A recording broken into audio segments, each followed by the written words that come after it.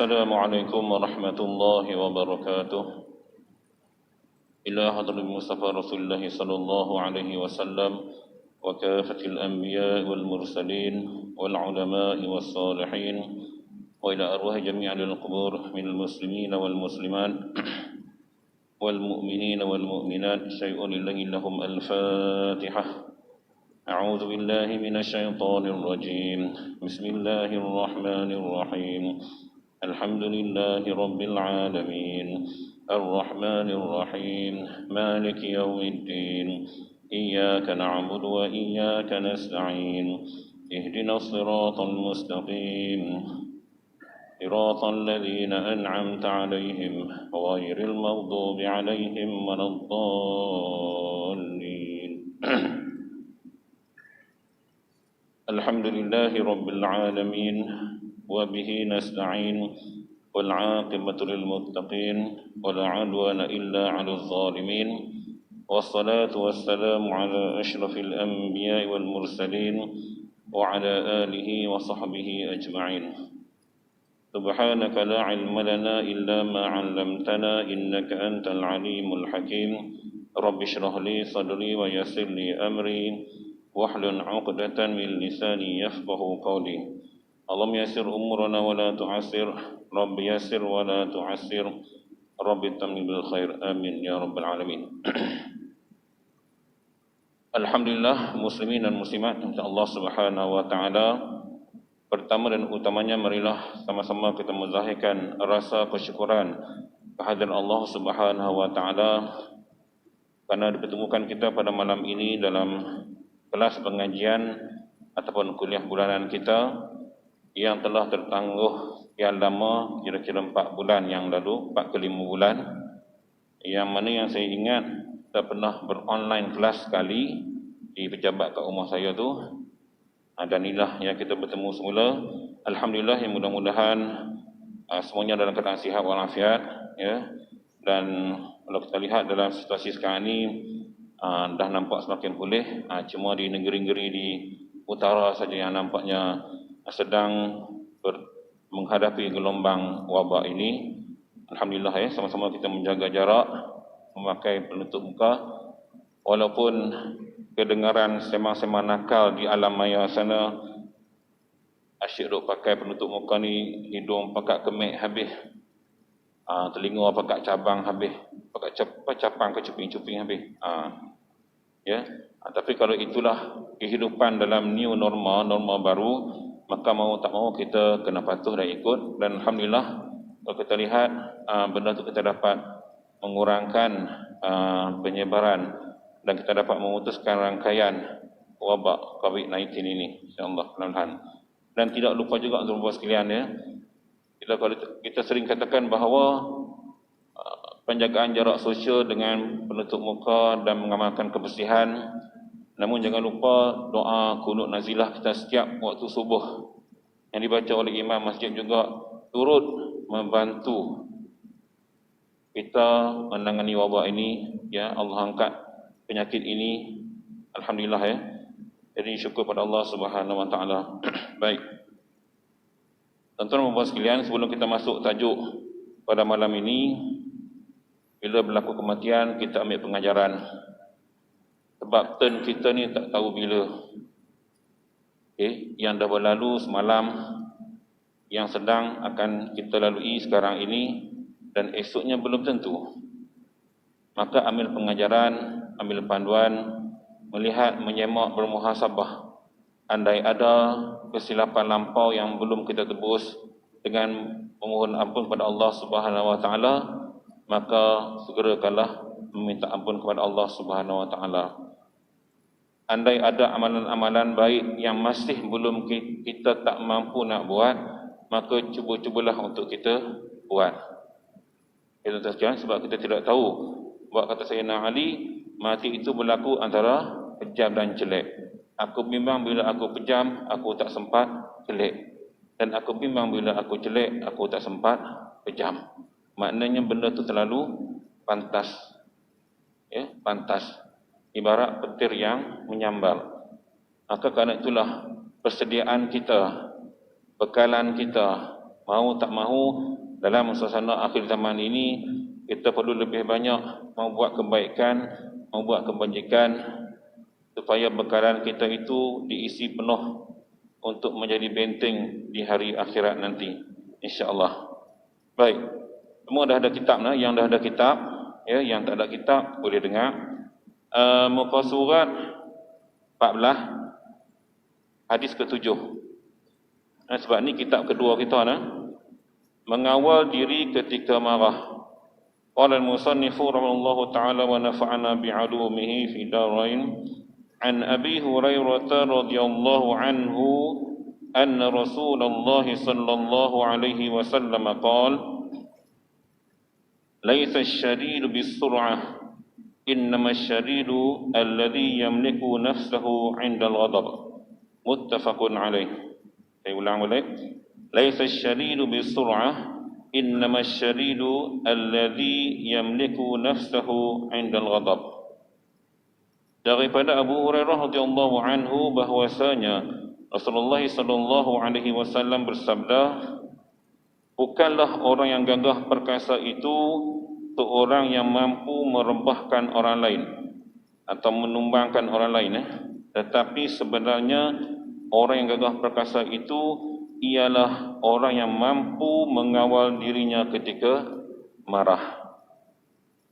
Tuan-tuan dan Allah Subhanahu wa taala, Nabi sallallahu alaihi wasallam menganalogikan, mengumpamakan sifat kegagahan, sifat kehebatan, sifat kekuatan bukan terletak pada kemampuan kita menandingi orang lain dalam pertandingan seperti gusti umpamanya, menjatuhkan orang lain, bertumbuk kita menang. Bukan itu yang dimaksudkan dengan kekuatan. Bukan itu yang dimaksudkan dengan kehebatan.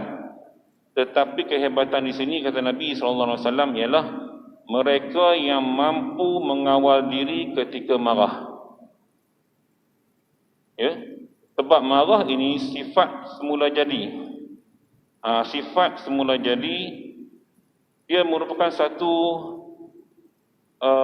natural, sentiasa berlaku pada sesiapa sahaja. Memang ada secara spontan, bila disakiti, dizalimi secara spontan lah, atau dengan sebab tertentu. Jadi malam ni kita nak tengok, sebab kita lah ni zaman mutakhir ini, ramai orang stres. Bila stres, dia nak marah aja kerja.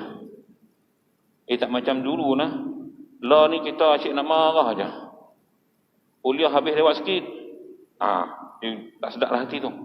Dia tak jampak lah melalui tindakan, tetapi riak-riak, mimik-mimik muka tu dia menunjukkan bahawa tak berhenti lagi ke penceramah ni.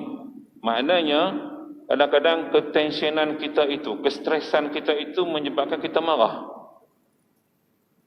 Maka mari kita nak mengaji tentang marah ini, bagaimana kita nak mengawalnya. Kita lihat apa yang dihuraikan oleh tuan kitab ni.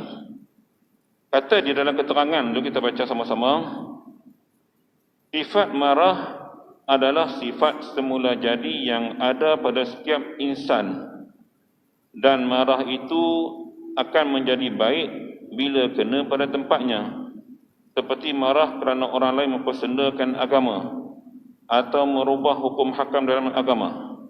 Baik, kata tuan kitab ni, marah itu merupakan sifat semula jadi yang ada pada semua orang. Pada saya ada, pada Tok Imam ada, Tok Bilal ada. Hanya yang membatasi, yang membentengi kemarahan itu ialah sifat kesabaran. Mungkin sabarnya Tuan Imam lebih baik pada sabarnya saya. Jadi tahap kemarahan itu mungkin saya lebih tinggi pada dia, sebab darjah kesabaran saya mungkin kurang, lebih rendah daripada darjah kesabaran dia. Jadi sifat sabar itulah yang membentengi kita daripada sifat kemarahan. Sebab itu kita sering melihat, tuan-tuan dan puan sekalian, ada orang duk sebut, kadang-kadang isteri mengadu, suami saya ni ustaz panah baran betul. Pernah dengar kan? Sikit-sikit je nak marah, sikit-sikit je nak marah. Panah baran. Dalam kitab Tajul Muluk, yang ni nak cap saya lah, ada kitab Tajul Muluk tu adalah kitab Tajul Muluk ni, kalau tengok peluang kita mengaji, dia banyaklah petua-petua, beberapa panduan-panduan yang boleh dijadikan panduan. Dia bergantung pada nama yang diberi pada orang tu. Jadi sifat manusia ini dia ada unsur-unsur. Dalam badan manusia ada 4 unsur: tanah, air, api, angin. Jadi kadang-kadang nama itu ejaan Jawanya di hujung itu sifat angin, maka orang itu mudi, angin sifatnya.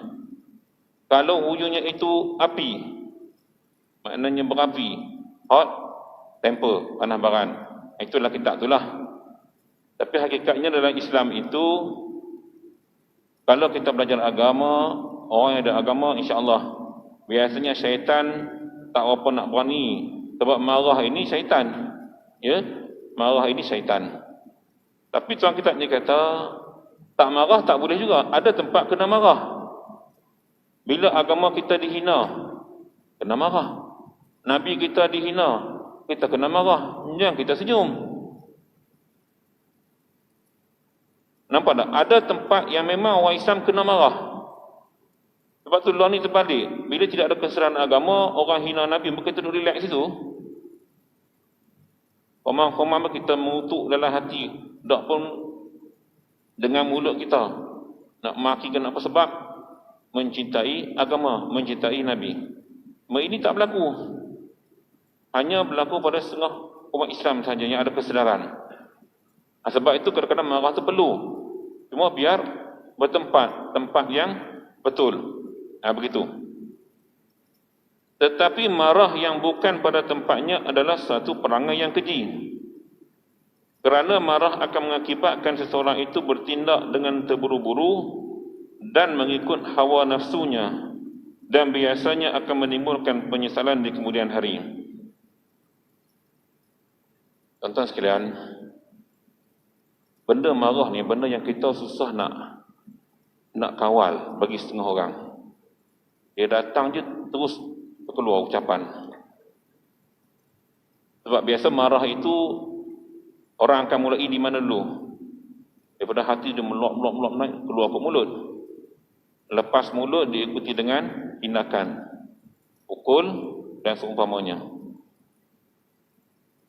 Maka sebab itulah dalam Islam kita diajarkan beberapa panduan bagaimana untuk kita menangani sifat marah ini. Nabi ajak kita, bila mana kita marah itu, kita sedang berdiri, maka kamu duduklah. Duduk. Cikgu duk mengajak murid ni, mengajak. Mungkin marah kat anak murid, perempuan, duduk sat. Apa kita kan? Kalau kita berhadapan dengan, semalam saya balik daripada Terengganu sampai malam tadi, pukul 12. Nak lagi lah, daripada Khamis Jumaat, Pahang, Terengganu, Raub, beberapa tempat, urusan rasmi. Bila kesesakan jalan raya, ramai orang potong line kiri. Kan? Mem sebelah duk marah. Kan? Kita awak kereta ni kan? Tahan. Nak marah ni pasal orang duk potong kiri. Jadi maknanya, kadang-kadang ujian itu datang ketika kita memandu. Namun kita lahirkan kemarahan, dia tak dengar. Yang potong kiri tak dengar pun, dia buat tak tahu je.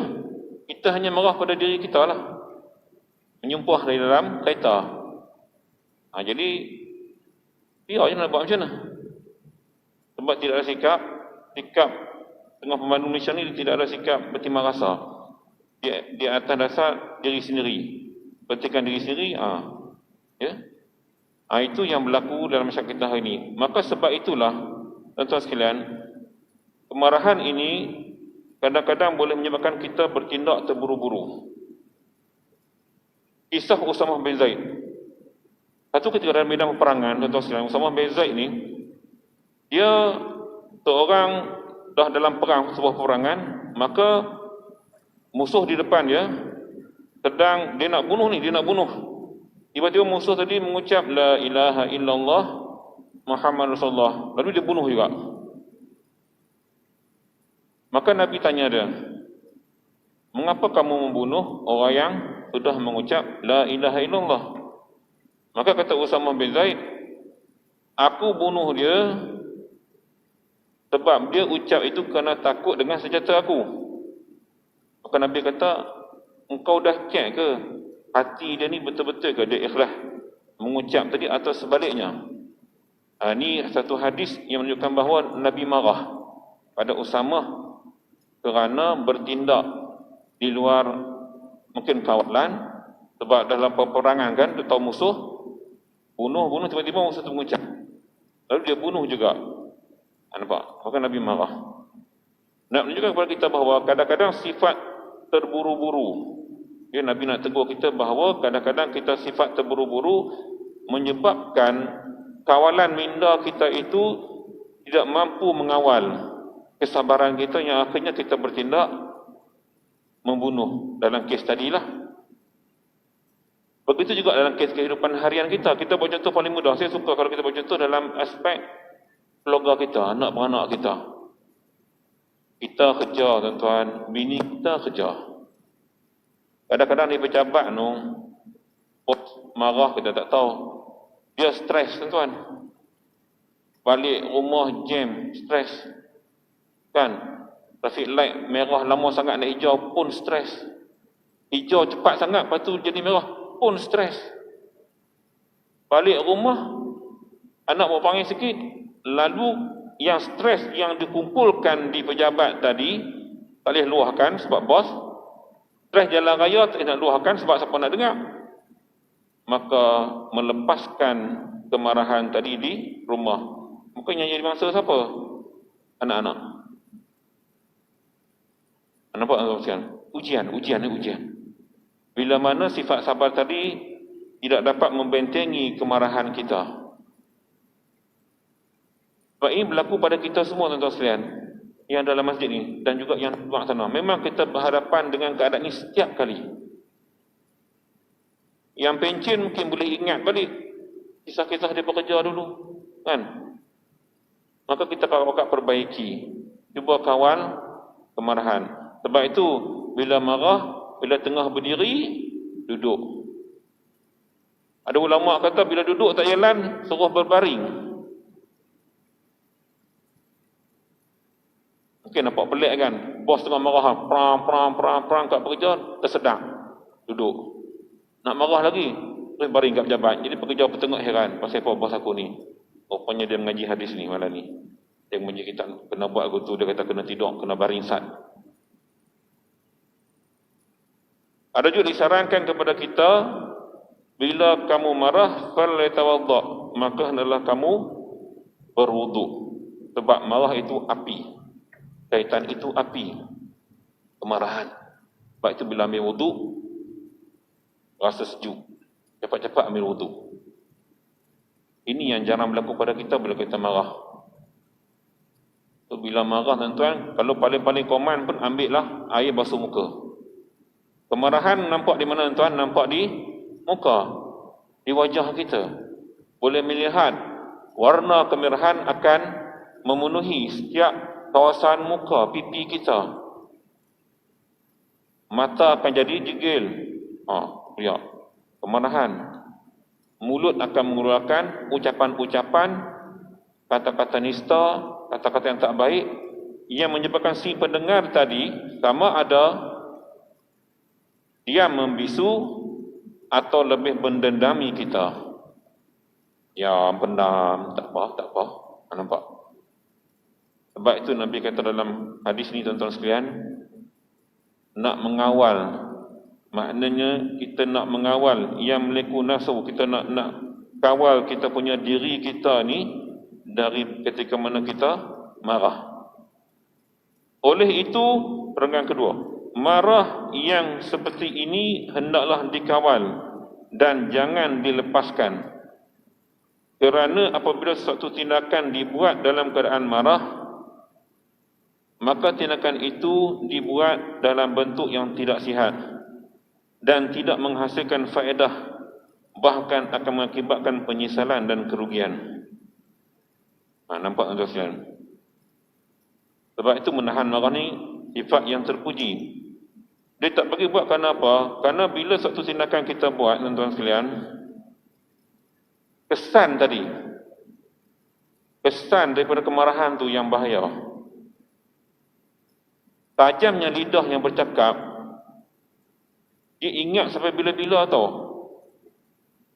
Tuan-tuan mungkin perasan bila kena marah dengan bos di pejabat. Saya rasa sampai keluar tuan-tuan akan ingat.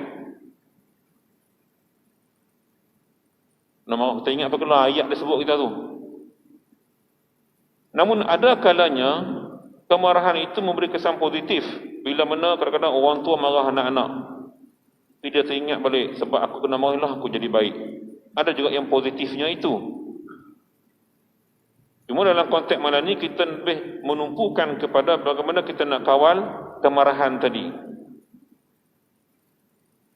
Uduk kita ambil, biasanya ambil uduk selesailah. Ada juga pandangan para ulama, apabila tengah marah, jika melibatkan suatu keputusan tu yang besar, yang melibatkan negara umpamanya, yang melibatkan sebuah institusi umpamanya, jangan beri kata keputusan lagi. Maksudnya jangan putuskan hukuman lagi. Hold dulu. Okey, kita tangguh mesyuarat kita. Kalau kita tengah marah, kita tangguh dulu, jangan buat keputusan lagi. Sebab dibimbangi ini akan berlaku. Karena bila kita sebut ataupun membuat satu tindakan yang terburu-buru, maka hasilnya juga akan negatif ataupun tidak kesampaian dia punya matlamat sampai itu. Sebab itu dalam Quran Allah Subhanahu wa taala menyebut alladzina yunfiquna fis sarra'i wad dharra'i wal kadhimina al ghaiza wal 'afina 'anil nas.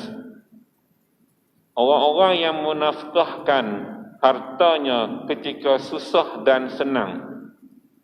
Ketika senang dan susah, fis sarra'i wad dharra'i wal kaziminal ghaiza, dan orang yang mampu menahan kemarahan, wal 'afina 'anil nas, dan orang-orang yang memaafkan manusia. Allah sebut dalam Quran tuan sekalian. Golongan-golongan yang baik ini, yang pertama golongan yang harta dia ketika COVID-19, ketika PKP, dan ketika bukan PKP, dia tetap bersedekah. Dia tetap berdiri dalam tabung masjid walaupun dia tidak ada dalam masjid. Dia akan sumbang tempat lain. Maksudnya, sekiranya kelazimannya setiap hari bersedekah, maka dia akan buat sedekah itu dalam pelbagai cara. Ini sikap orang yang baik ya tuan-tuan sekalian ya. Menginfakkan rezekinya sama ada ketika sarra, tenang, atau ketika ad-dharra, ketika susah. Ramai hari ini kita diuji. Bila mana COVID-19 menyerang kita, ramai yang kehilangan pekerjaan. Saya tahu ya, kawan saya baru ni datang kat kedai beritahu, Ustaz, pejabat saya tempat kerja 50 orang kena buang. ESS, company bankrupt. Dugaan ya. Tapi tuan-tuan sekalian, likulli syai'in sababa. Setiap sesuatu itu ada sebab, ada hikmahnya. Kalau tidak kerana COVID-19, tidak ramai orang kita yang mampu berniaga hingga hari ini. Ramai, banyak gerai tumbuh dekat depan CS tu. Tuan-tuan perasankan buah pokok. Ramai pramugari yang tak ada kerja menjadi layan, menjadi dekat fast food restaurant. Ramai yang berasa senang sebelum ini bertindak berusaha sendiri, berdiri atas kaki sendiri, baru tahu erti berdikari. Nampak Allah nak ajak kita tuan-tuan. Kalau sama kita leka dengan makan gaji yang akhirnya tiba-tiba kita kena buang. Oh, terasa aku perlu buat sesuatu untuk aku nak hidup. Saya bersimpati dengan rakan saya dalam grup penceramah. Kami adalah grup kami sendiri ya. Grup penceramah Masjid Selangor KL. Yang mana rakan-rakan yang memang sepenuhnya mengajar macam saya ni lah, yang mengajar masjid ni. Sepenuhnya, full time. Kan bila berlaku COVID kan tak boleh mengajar. Jadi ramai yang terduduklah akibat daripada COVID ini. Ramai yang hantar nak pergi balik kampung. Tapi di situlah mereka bermuhasabah, berfikir sejenak bahawasanya kita ini perlu buat sesuatu untuk hidup. Tidak boleh bergantung kepada ceramah semata-mata. Perlu buat sesuatu. Maka daripada grup yang bercakap soal ceramah, akhir dalam grup itu mula berniaga. Orang ni post, orang ni post barang ni, pakat-pakat start berniaga. Hikmah ustaz-ustaz yang duduk ceramah ni mula menjinakkan diri dalam bidang perniagaan dan keusahawanan. Sebab apa? Sebab tak ada jalan sumber pendapatan. Sudut positif kita mengambil bahawasanya ini satu benda yang baiklah. Sebab mentaliti itu agak terbuka daripada kongkongan. Mungkin aspek agama sahaja dah terbuka. Betul. Dengan seranan Nabi SAW, bahkan kita ikut Nabi sebab Nabi berniaga. Dalam berdakwah Nabi berniaga. Nampak tak tuan sekalian? Hikmah cukup banyak. Wal kazimin al-ghaidha, dan orang yang menahan kemarahan. Ini sifat yang terpuji dalam Quran Allah sebut. Dan orang yang memaafkan kesilapan orang lain. Ini sikap yang terpuji.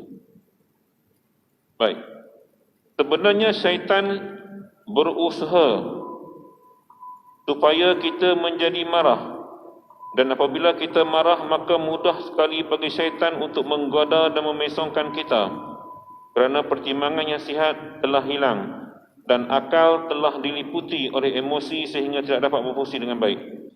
Sebenarnya syaitan berusaha supaya kita menjadi marah, dan apabila kita sedang marah maka mudah sekali bagi syaitan untuk menggoda dan memesongkan kita, kerana pertimbangan yang sihat telah hilang dan akal telah diliputi oleh emosi sehingga tidak dapat berfungsi dengan baik. Akal kita, tuan-tuan sekalian, yang belajar psikologi, yang mengawal akal ini ialah antara nafsu dan perasaan, juga emosi. Nafsu dan emosi ini dia hampir adik-beradik. Pertimbangan akal dan kewarasan akal kita bergantung setakat mana kita mampu mengawal nafsu tadi. Maka sebab itu bila kita marah, maka yang akan mengawal akal kita ialah nafsu. Ini bahaya. Ini sangat bahaya. Ya? Baik. Maka seseorang yang dapat mengawal dirinya daripada melepaskan kemarahannya, bererti ia telah berjaya melawan syaitan yang akan mengeretnya ke jurang kebinasaan, kejahilan dan penyesalan. Dan kemampuan seseorang melawan syaitan, iaitu musuh yang tidak nampak ini, adalah lebih hebat daripada kemampuan seseorang yang hanya dapat menewaskan musuh yang nampak di mata. Nampak di penghujung ayat ni, tuan. Dia nak buat analogi, perumpamaan. Bagaimana kalau musuh di depan kita dapat lawan, tumbangkan dia, kita kira hebat. Tapi lebih hebat kita boleh dapat melawan musuh yang tak nampak, iaitu syaitan. Nampak? Dan bila kita berbaring pun tak jalan, maka Islam mengajar kita untuk diam. Nak marah, diam. Saya nak akhiri dengan kuliah malam ini dengan cerita. Cerita ni daripada kuliah Tuan Guru Syekh Zainal Asri, dan satu kuliah subuh. Nak cerita bab diam ni. Seorang wali Allah, tuan-tuan sekalian. Wali Allah ni dia, Allah uji dengan mendapat isteri yang suka beletih. Macam saya normal lah ya. Bini kuat beletih. Hari-hari kena beletih. Tapi dia diam. Lama-lama tak tahan, tuan-tuan. Hari-hari kena beletih tak tahan. Lalu dia beruzlah ke sebuah gua. Menjauhkan dirilah. Beribadat di gua. Dia masuk gua tu, kebetulan ada lagi 2 orang sedang beruzlah. Yang 2 orang lagi tu memang untuk taqarrub ila Allah lah. Duduk bertapa kat gua kan, berwirid. Maka bila time makan, tiap orang ni, yang 2 orang tu berdoa. Bila berdoa, barakah, mungkin karamah dia orang, makanan banyak datang. Hari kedua, hari ketiga, hari keempat, sampai giliran wali ni berdoa. Sebab 2 orang ni kata, Syekh, entah pula berdoa. Kami hari-hari dah berdoa, makanan sampai, Alhamdulillah. Syekh ni pun berdoa. Bila berdoa, makanan sampai tidak sebanyak yang dua orang lagi berdoa. Lalu Syekh Wali Allah ni tanya kepada dua orang tu tadi, hampa berdoa macam mana sampai makanan punya hebat datang banyak, kenyang makan? Kata dia, kami berdoa dengan tawasul kepada nama Syekh. Dia sebut nama tu lah. Rupanya nama yang sebut tu nama Syekh tadi. Syekh yang ikut, yang bertanya tu. Bila sebut nama tu, Syekh kata, akulah tu.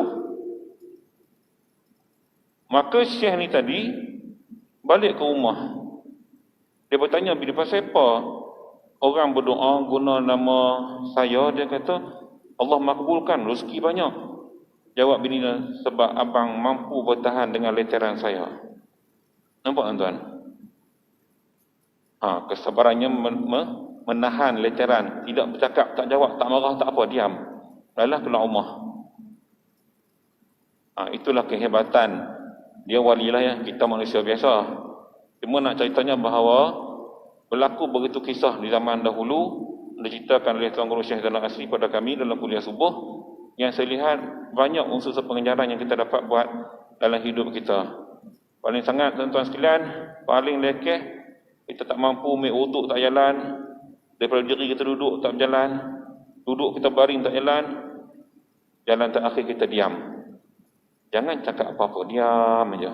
InsyaAllah kita mampu mengawal kemarahan. Ya, mudah-mudahan sedikit sebanyak perkongsian kita pada malam ini dapat menjadi pengajaran dan panduan kepada kita dalam melalui kehidupan kita di dunia ini. Allah yang baik kepada Allah Subhanahu wa taala, yang tidak baik itu dalam kelemahan yang ada pada diri saya sendiri.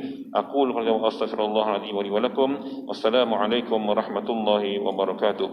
Bismillahirrahmanirrahim. Alhamdulillahi wassalatu wassalamu ala Rasulillah wa ala alihi wa sahbihi ajma'in. Allahumma arhamna bil Qur'anil azim waj'alhu lana imaman wa nuran wa hudan wa rahmah. Allahumma dzakirna minhu ma nasina wa 'allimna minhu ma jahilna. وارزقنا تلاوته آناء الليل وأطراف النهار واجعله لنا حجة يا رب العالمين. وصلى الله على سيدنا محمد وعلى آله وصحبه أجمعين والحمد لله رب العالمين. تقبل الله منكم.